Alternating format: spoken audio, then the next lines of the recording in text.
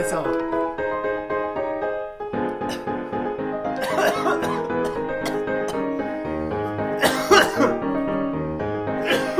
Happy 420, everybody. This is your host, incorrigible Mr. Zeppo.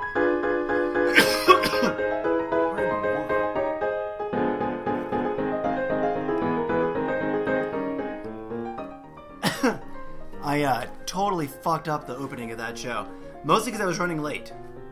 I was running errands because I knew I wanted to record an episode of Cannabis Talk with yours truly, Mr. Zeppo. And when I do that, especially if I do it this early in the afternoon, it is 4:26 Pacific Standard Time, I want to make sure that I'm done with my day and not doing any driving and I'm not expected anywhere else.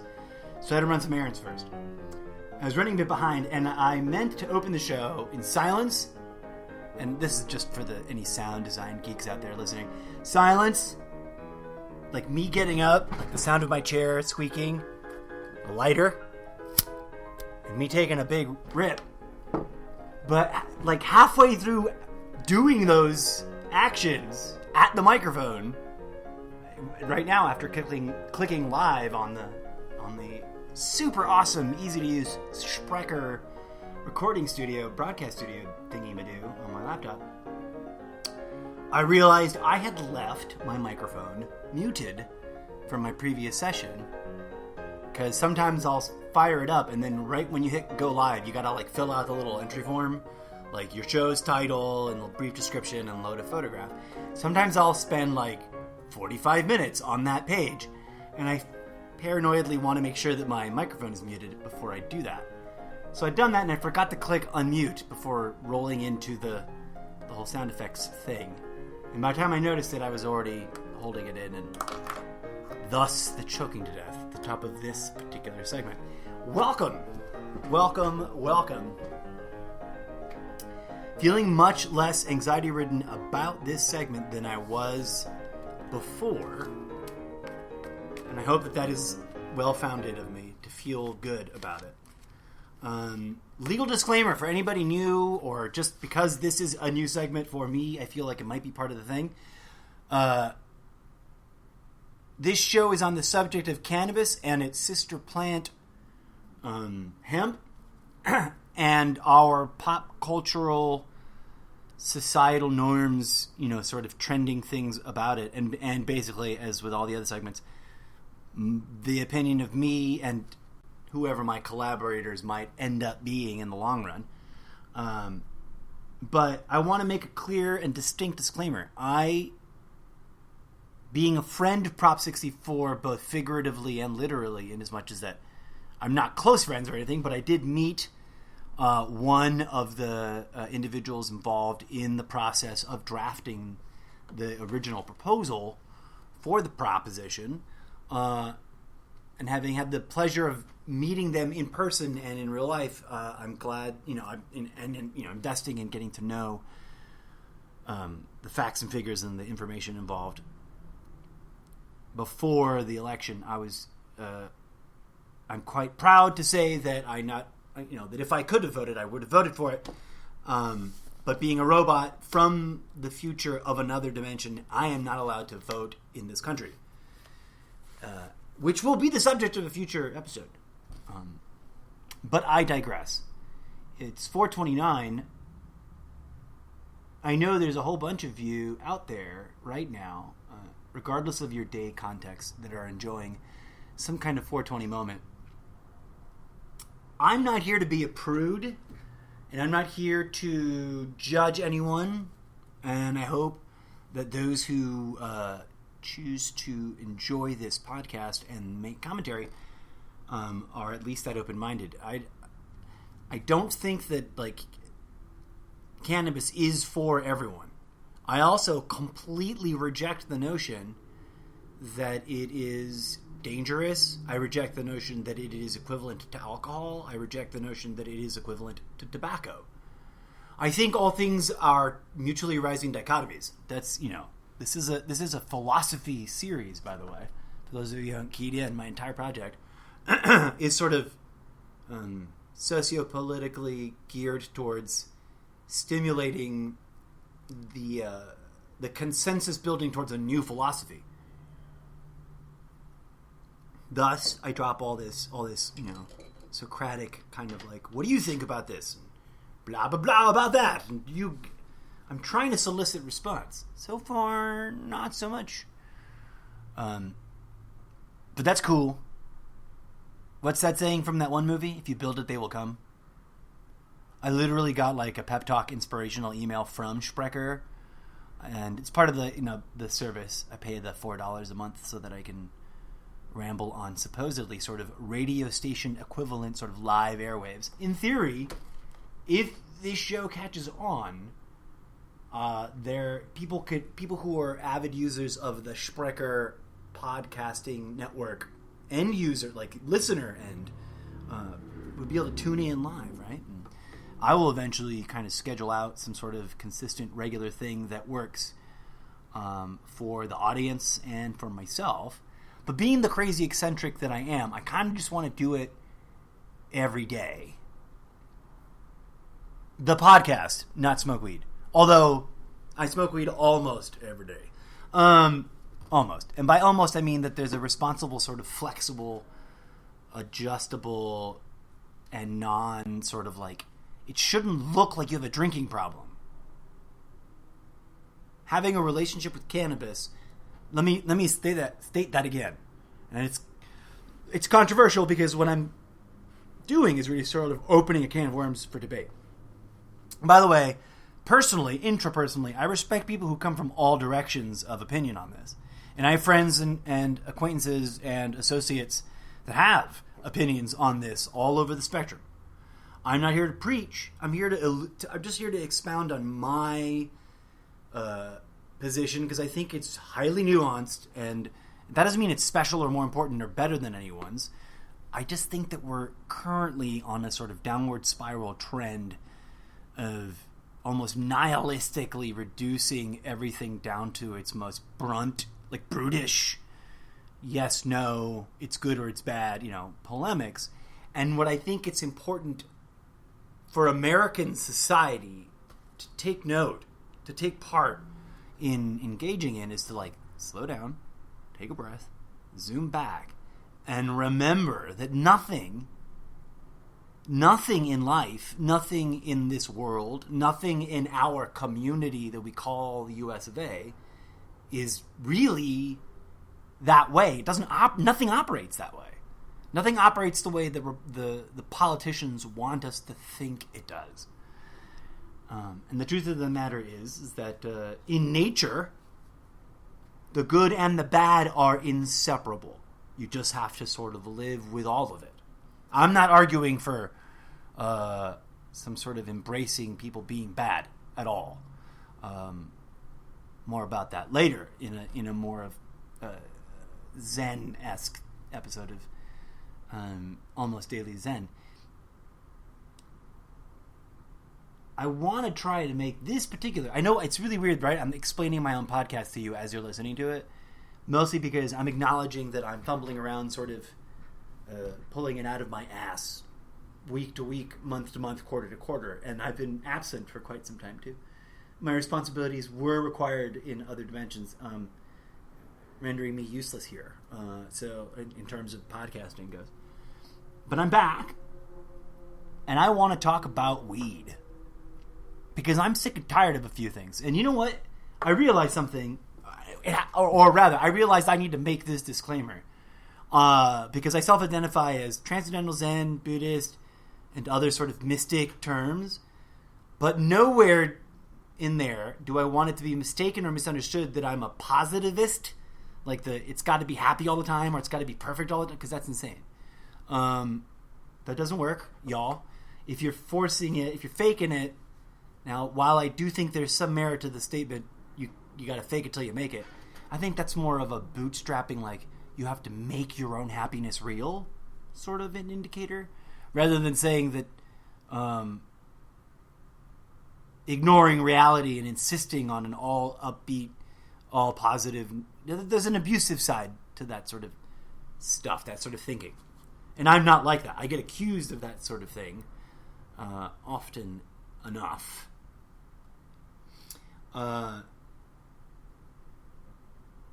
I realized that entertainment like this, like if I want to be the Rush Limbaugh of transcendental cannabis, spiritual, radical, political, transcendental healing of individuals and of communities and of legislative systems, then I gotta come from like, hey, I get y'all, you're mad, I'm mad too. Even though I strive to live in a space of like absence of anger. But I think I can speak from an intellectual place, from a place of intellectual, rational thinking. And I'm going to tell you, I'm pissed off about a lot of stuff.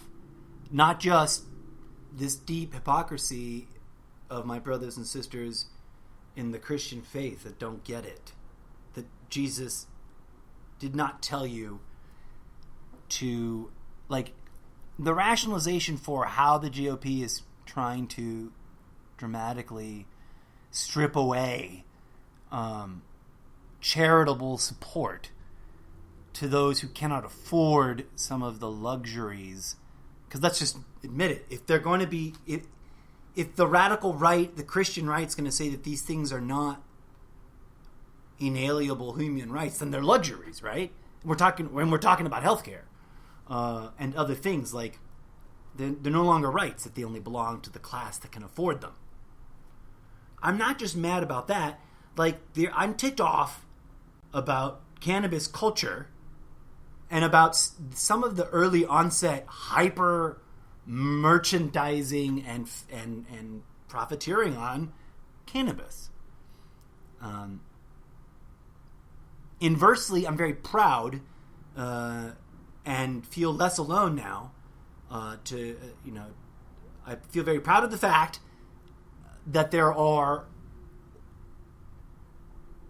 churches of cannabis opening. I don't want to call them organized religion, but I want to say that there are spiritual congregations of cannabis enthusiasts gathering and requesting, maybe not, I don't know how they're doing it, if they're demanding it with a kind of enthusiasm that might be considered rude, or if they're doing it quite chill, because best of my knowledge, most people who enjoy cannabis throughout their lives are pretty chill most of the time, even if they are intellectually upset about stuff. We tend to just throw up our hands and back a ball, right? And I'm proud of that, but I'm a little annoyed that I didn't get to be on that ground level, because I've believed in the idea, or I want to re-engineer that statement, because I'm very selective about when and where I use the word belief, but I also know the human English language reflex to just go say, I believe this, or I believe that, or I believe in you, or I believe in this action or this theory. I'm very self-restricting on what I do and do not believe, because belief is magic, and belief is powerful, and belief will have an impact on your actual perceptions of the world. And I want to be very clear-sighted. I'm trying to perceive both the external world and the internal world as clearly as possible. And that's what I'm encouraging others to investigate for themselves as well. So yeah, I'll admit there's a little bit of jealousy, because I would love still to be on the ground floor of a spiritual community that works in a sort of collective effort for the better good of this spiritual community and the communities around itself at large, instead of profiteering. But still affords for everyone to enjoy in the process of generating capital, and in participating in the use of capital for, I guess, instead of self-indulgent acquisitions of entertainment commodities, sort of more of in the, like, the community would expend the capital in, like, the facilitating of exciting and entertaining things for others.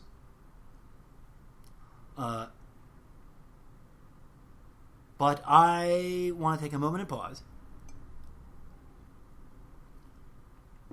and say thank you. If anybody, they're probably not listening, But should they ever come across these recordings, I want to say thank you to each and every human being I ever came across that had an opinion on cannabis and bothered to have whether pro or against it, and bothered to have a real conversation about it with me instead of a shouting match about bullet points determined by some political ideologues.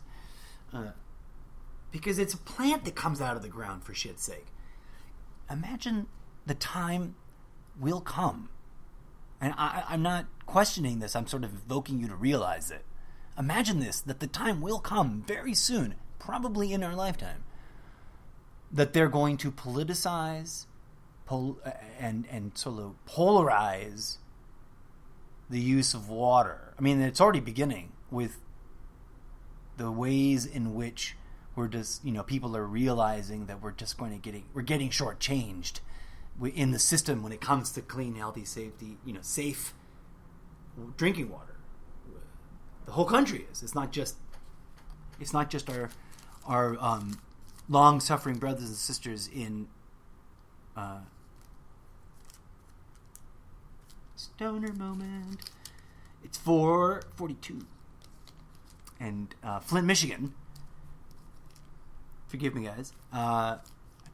Actually, that was more of a senior citizen moment. I'm getting up in age, and all things indicate that having been a cannabis consumer, that my long-term memory function and long-term brain function have been enhanced and rather helped preserved. But maybe some of my old age is finally creeping in. Okay.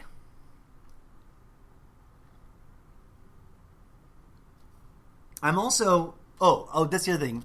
In terms of cannabis culture, and because it's already a hyper pop culture now. And that annoys me. As an old timer, I'll have to admit this to you guys. I obviously had some kind of encounters and experience with consuming cannabis before it was recreationally voted upon, or maybe even before it was medicinally available in California.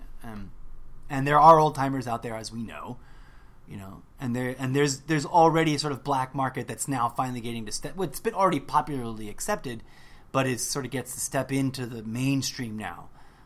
Like, for example, Cheech and Chong have long been icons.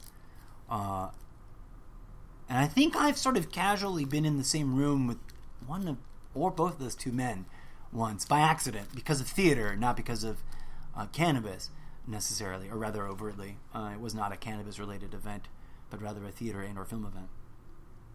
But it was years ago, so I can't remember what it was.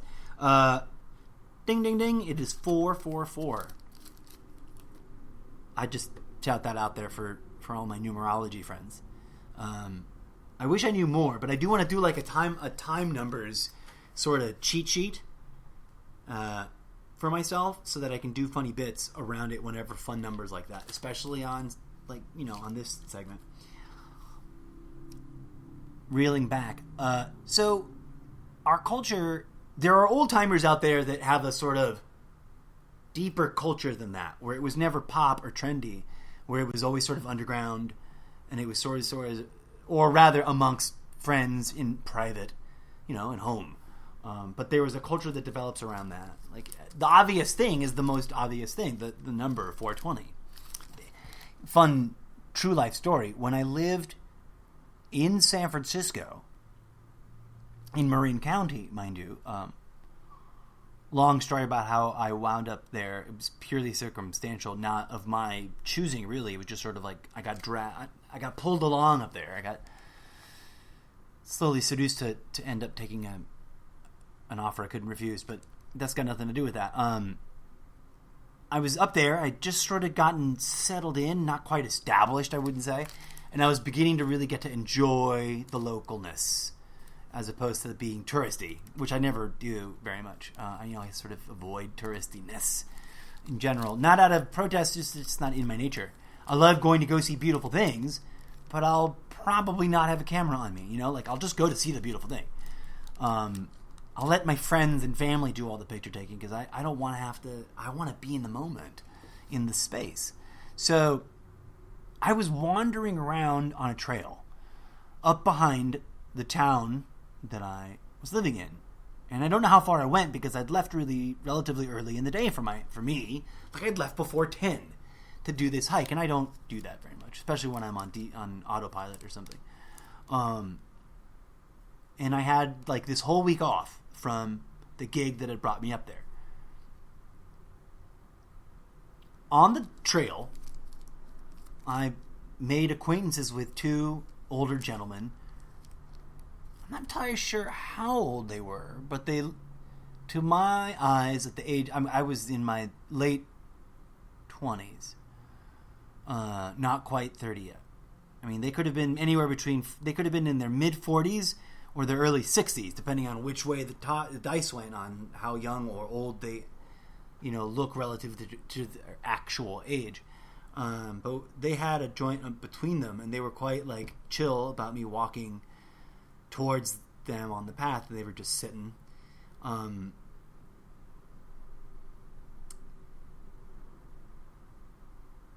I couldn't help but say yes when they very politely and very openly offered for me to sit and join them.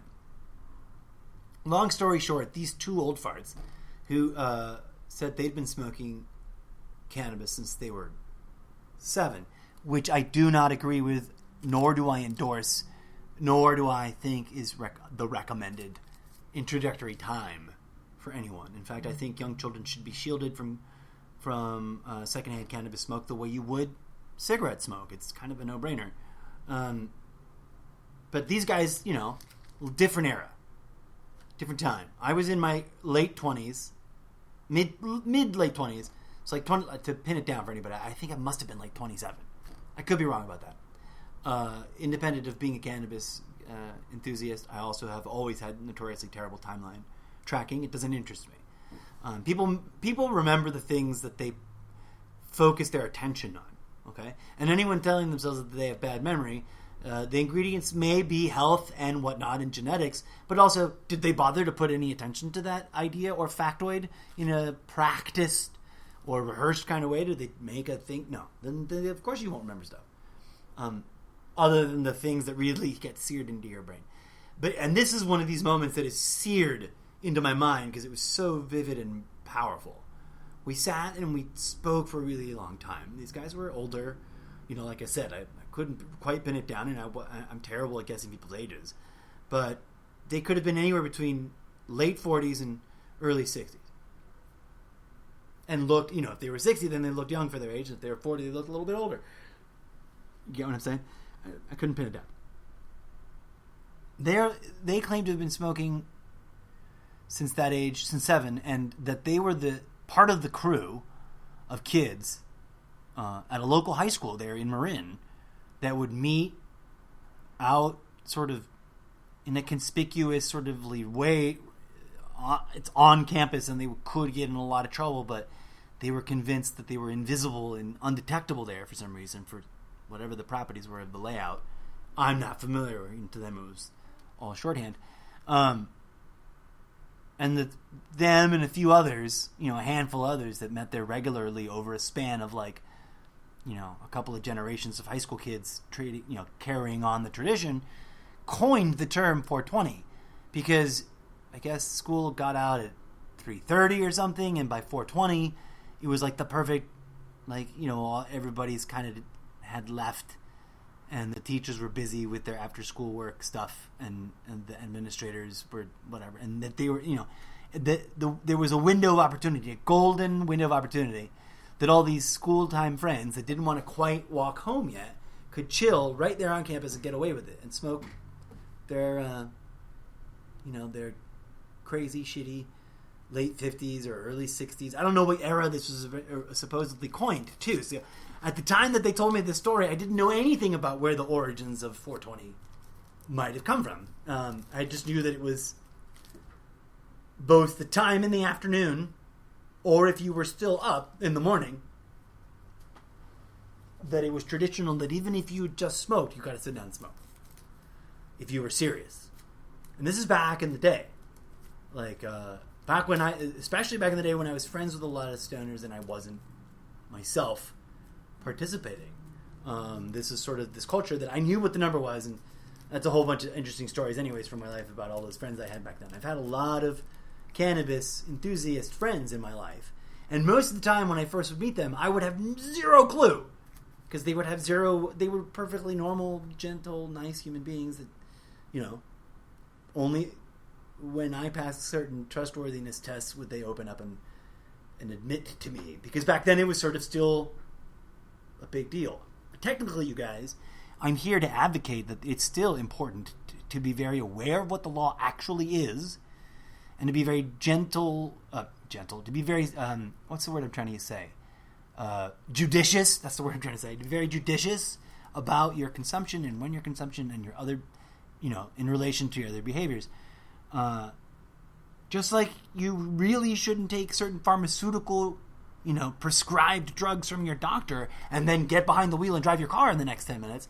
You really should not do that. Or if you just don't do, same thing, And like I was saying, I'm very proud to be a person who considers himself a strong friend of the people who are responsible for Prop 64 happening, and that I want to be involved in, as we step forward into this awesome, bright, shimmering pro-cannabis future, that we set the correct tone. Because no one's relation, like I was saying before, I hope that this is the controversial statement that I make that gets me famous, right? And launches me. And hopefully it doesn't cause me any trouble. Like personal trouble. Like I don't want to piss anybody off, but I do want to be heard. And I want to be part of the thought leaders. Not because I'm a pretentious fuck. Because I'm not. Although I guess some ex-girlfriends from my early 20s would say I am. But let's be fair. In our 20s, everybody is a pretentious fuck. I'm 41. I don't think I'm a pretentious fuck anymore. I think I've learned my lessons. My back has been broken over in the humbling that I've taken in life from many things, and nothing to do with cannabis, actually. And I'm here to speak from the heart as we move forward into a pro-cannabis future. I don't want to alienate our friends in the world who are not interested in cannabis. I don't want to alienate. We shouldn't want to alienate fellow tribe members. This show goes out to everybody who has at any point in their life considered themselves, whether they smoke now or not. Because I know lots of people who are really avid pot smokers and then gave it up for all kinds of different reasons. Some of them having to do with how cannabis made them feel and that they just didn't appreciate it anymore. Some of them having to do with nothing but other than logistics and et cetera, et cetera. If you were ever once a member of the 420 tribe, those of us who've been around who are of a certain age or older, have a moral responsibility to make sure that our youth don't start too young, don't do it the wrong way, don't do it under the wrong kinds of circumstances, and don't try to be, criminal about it, because there's still this whole subversive, pro-thug, pro-gang, pro-drug dealer subculture in America. Thank you, Roaring Twenties. Thank you, Al Capone et al. And company. The whole cultural phenomena of, the renegade. We've got Weeds and Stoner Moment. That other show that everybody, and I also love it. I just haven't watched it all the way through, but everybody loves. About the high school teacher that down on luck and being raped by his own government's economy, that he turns to making meth or whatever drug it is that he makes. I hear that's an awesome show too, but we can't fall for the seduction of letting it still be something bad in our society, especially if we understand that there's a way to engage with this plant and have that engagement be spiritual in nature. And that's important to me. as someone who's observed California culture, which has always had a very sort of next to mainstream cannabis identity, you know, like if you watch all the early 80s movies, which is pretty much the anchor, one of the main anchor cultural touchstones of Trumptopia today is 80s movies somehow. Right next to the jocks and the emo kids and, you know, the proto hipsters and millennials, all the archetypes that inform millennialisms and this youngest round of generations, there was the stoner, right? And this super young generation of young people almost takes the stoner archetype for granted in a way that I find really troubling as an old-timer. As someone who did not smoke before the age of 27, you know, I didn't start smoking pot till I was in my 20s. And that doesn't make me better as a person than anybody else.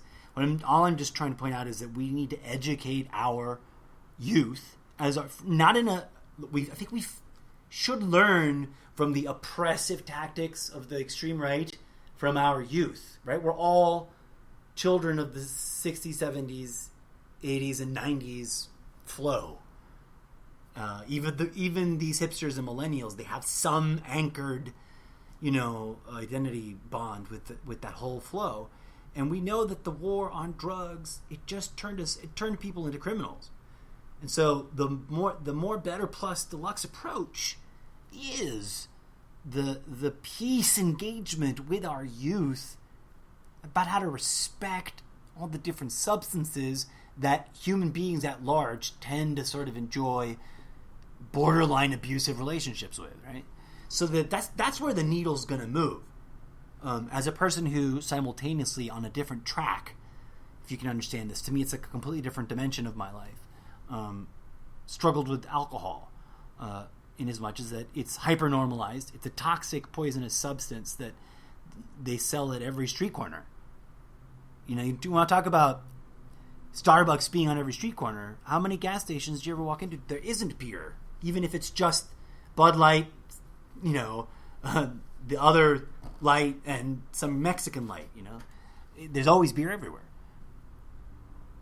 And not to get too far down that rabbit hole because I don't want to conflate the two issues. I think that cannabis, in a way, helped me hold myself accountable to that. Because as I'm trying to share with my cannabis friends, we need to stand up to make sure that as we move forward, we express overtly what kind of culture around cannabis we want to have, because no one's relationship to cannabis should look like alcoholism. No one's relationship to drinking beer or drinking wine should look like alcoholism either, or alcohol abuse, you know what I'm saying?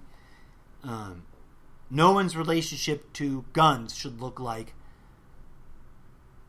a sociopath blowing people away because he just doesn't give two shits. But all of those products have that problem.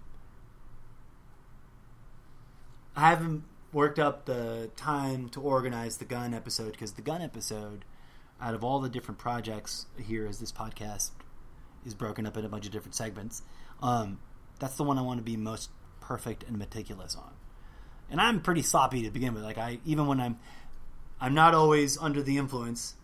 I think I've done one or two drunk episodes just for the ballsy dipshits. I think I'm going to come back to doing that because I really do love drunk history. But that takes a lot more effort.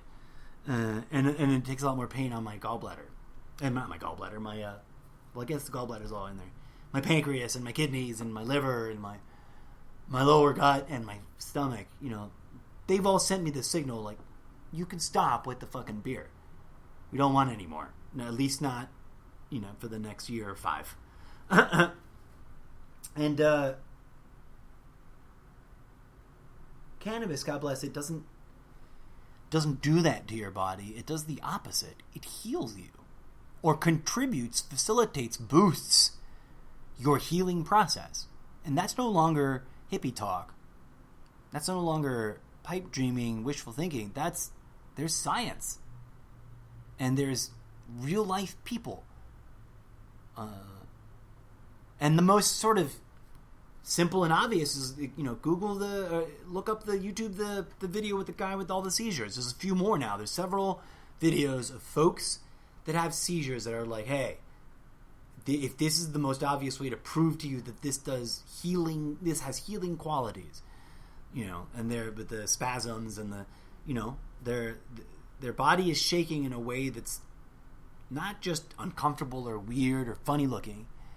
It's detrimental to their muscular system, to their skeletal system, to their nervous system. Everything's getting damaged because their body's uncontrollably and so aggressively spasming. And 2 hits and it chills out, and then 2 more hits and they look like a normal human being sitting in a chair having a conversation with you. This is important to me because I also, in a different way, in my own way, had that sort of dynamic evolution of relationship with it. I was introduced to cannabis as something fun to do, as an alternative, like it was like the veganism of drinking. I met a bunch of people who did not want to drink, who did not like hanging out with drinkers, that wanted to just sit and relax and, smoke weed and talk and do stuff. And do stuff like play games or do coloring books and binge watch movies. We were my cannabis friends. We were all part of the forefront of today's most everyday common stay at home things that people do, regardless of cannabis. Netflix and chill, I think, was invented by someone I know, like personally. At any rate, I am beginning to run out of time, so I want to say thank you for tuning in. I would love to hear from non-cannabis listeners, non-cannabis consuming listeners, your opinion on how this episode or this particular series sounds to you. Do I sound like an idiot rambling? Am I incomprehensible, or am I communicating to you shit that makes sense and that makes you go, all right, I'll think about that. And if there's if there's a big difference between this one, because in this series of segments, I literally hit the bowl right before I start. And in theory, during the 45 minutes that I'm talking, I'm supposed to hit the bong a couple more times. But in today's episode, I did not need. I hit that huge rip. That was a big, nasty, good, positive, awesome, perfect intake. And I just am sad I didn't get it on tape for the beginning of the show. But thanks for listening. Special shout out to any old school cannabis friend of mine out there who happens to catch this show. Please share it with all your cannabis friends. And a hello and namaste to everybody who's new, who's never heard of me, who's been drawn into my collection of podcast projects because of this particular show and your interest in cannabis entertainment, products, in terms of, stuff made by cannabis enthusiasts for cannabis enthusiasts. I guess I still have 6 minutes. 5 minutes and 59 seconds. That can seem like an eternity, or that can fly by in 5 seconds and leave me feeling like I couldn't finish what I had to say. I guess I want to say thanks to those who are listening who disagree but are willing to hear me out, because that's always important. That's what we need more of. We need less partisanship. Partisanship and bipartisanship are complete bullshit. And that's something I should do a whole politics episode on. Partisanship is bullshit. And writing that down. Whoa there.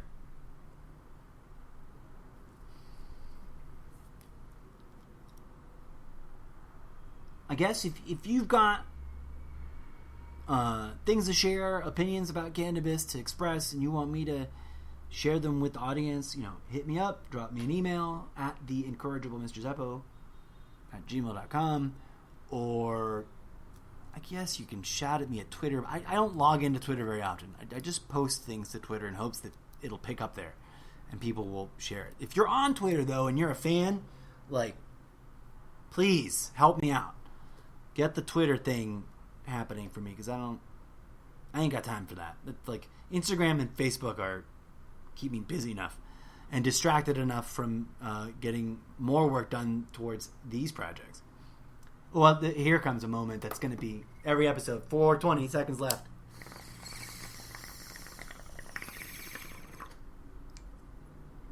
I want to tell you, I get extra spiritual when I smoke, and I want to, like, in terms of the way I talk to people. So I want to share with you guys that every day I pray for the world, right? Not because I think I'm extra special or my prayer is more important than anybody else's, but that every little drop counts. I really disagree with the way mainstream religion treats prayer, but I've already addressed that point a bunch of times.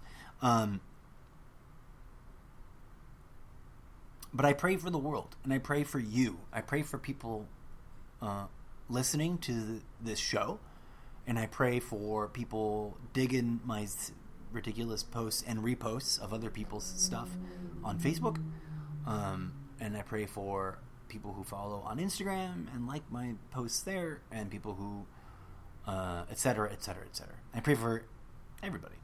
I pray for my family. I pray for my loved ones. Obviously, that's personal, and we should all be doing that always, right? But I wanted you to know, if whoever you are, whether you're a close friend of mine in real life, a Facebook friend that's been following for a really long time and finally has come around to listening to this, or a perfect stranger that just clicked play on this episode first out of all the other things on my Sprecher collection, I pray for you, and I love you, and I send you love as a manifest, tangible energy, and not as some quaint notion of lip service. And I hope that that's meaningful to you, and I hope that that makes an impact on your day, and I hope that, especially if you already are receptive to the idea of energies and, transmitting them, that's what I'm here for. That's what I'm trying to do. I'm trying to add that voice to the spectrum of people on the internet, like they're always saying on the news about fucking terrorism. The ideologies on the internet, it radicalizes people for violence. Well, I want to be part of those countermeasures. I'm here to stand up for love, to speak to love, to address things in love. Even when I sound pissed off and angry, I'm doing it in complete and total love. And I never mean to upset or offend. No, or piss anybody off. So, much love, much love. Thanks again for tuning in.